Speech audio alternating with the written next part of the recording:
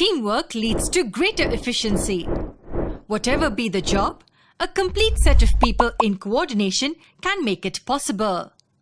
But a team is usually considered incomplete without a leader. A leader is the one who not only guides, but even regulates or controls the working of other team members. The same analogy can be used to study the cellular organelles. The various organelles are like the in charge of specific functions. And can you guess who acts like the leader here? It's the nucleus. You heard me right. The nucleus is the controlling unit for every organelle. Located right at the center of the cell, it governs the functions of the other organelles. But how does it regulate the activities of other organelles? Let's try finding it out in this video. The reason why nucleus is given the status of the major cell organelle is because it contains the genetic material of the organism. Now, what could this genetic material be?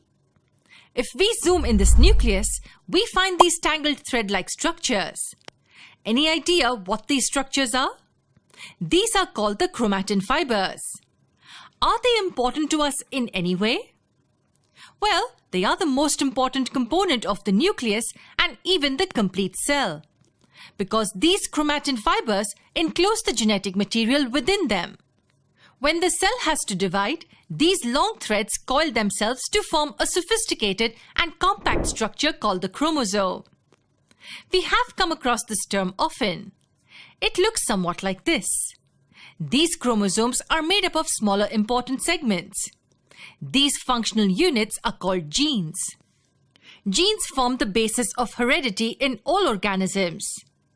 That means the similarities and variations that organisms have with their parents. For example, what do friends and family say when they see a baby? She looks exactly like her mother, or she's so much like her father. That's because the newborn baby gets her genes from her parents. Now let's zoom in a bit more. Any idea what these functional segments named genes are made up of? Genes are made up of molecules of DNA. You heard me right. Deoxyribonucleic acid, abbreviated as DNA, forms the genes. So now if we go in the reverse manner, then we have DNA molecules forming functional segments called genes. Many such genes come together to form the chromosomes. However, the compact chromosomal structure exists only when the cell is about to divide.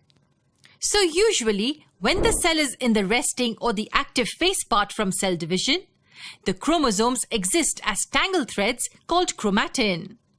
In other words, chromosomes and chromatin are the same thing. The genetic material is locked in the form of these chromatin threads present in the nucleus. Now, this was about why the nucleus is called the major organelle. But any idea how the system of regulation works? Well, that happens with the help of proteins. The genes present in the nucleus code for specific proteins. These proteins perform various functions that we find in the cell. So functions right from passing information, communication, or even building structures, all these are carried out by the specific proteins. That is how the nucleus helps in regulating the various functions of the other cell organelles.